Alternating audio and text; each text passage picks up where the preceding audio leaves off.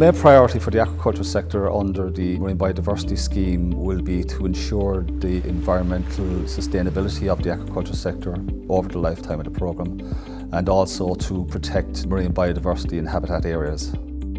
So aquaculture is the culture of fish and shellfish and seaweed in aquatic environments, both freshwater and marine, for the production of food from those environments. It's currently worth approximately 180 million euros and employs about 2,000 people in Ireland, mostly in coastal areas where it's a very important part of the coastal economy in those areas. There's approximately 300 production units in these areas around the coast of Ireland. The Marine Institute supports the Department of Agriculture, Food and the Marine in aquaculture licensing by preparing a series of appropriate assessment reports which consider the effects or the likely effects of the proposed aquaculture activity on conservation features. And this mostly takes effect in these protected sites, these SACs and SPA sites. Through core funding and supports from EMFF in the past and EMFAF in the future, we provide a range of services to the sector and also its regulation. We also test the oceanography of these areas, for instance looking at the water movements around installations and making sure that that is safe for the placement of these installations. Environmental services are also provided in the area of benthic, which is the seabed, checking the seabed underneath these fish farms.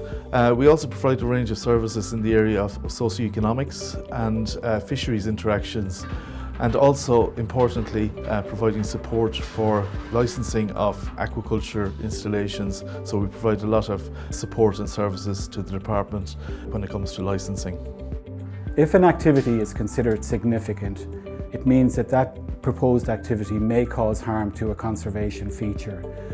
In order to overcome this, we may actually put into place a mitigation measures or some other measure to minimize that effect.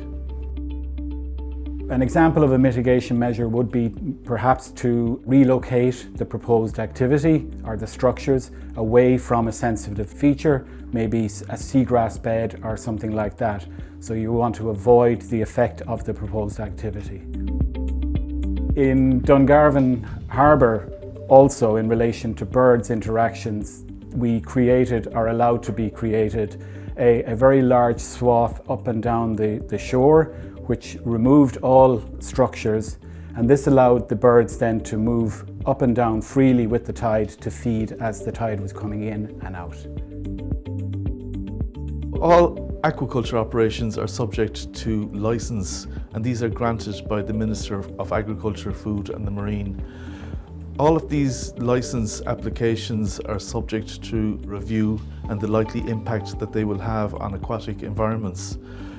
The reviews consider the interactions with habitats and species that are found in special areas of conservation and special protection areas that are protected by EU laws. These reviews are called appropriate assessments because they're relevant to the potential impact and the location of the proposed aquaculture developments. The Marine Institute provides appropriate assessment reports for all licensing activities. Under the previous programme, the Marine Institute prepared reports in support of 1,200 aquaculture licence decisions. The new EMFAF will continue with the monitoring and assessment protocols that we've devised to date, and there'll be a particular emphasis still on looking at bird populations and bird usage of aquaculture sites.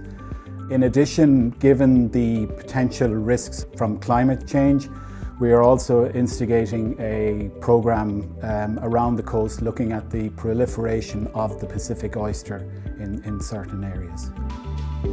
In certain instances where there might be a risk of reproduction of non-native species, including the Pacific oyster, which is a culture species, we have made recommendations to use particular strains of this species such that they will not reproduce, and reduces the risk then to the habitats and species in that area.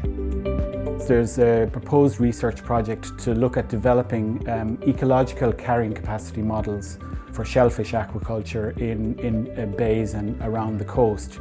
This is to generate a system whereby we can look at the broader effects of these activities on biodiversity and also to maintain sustainability.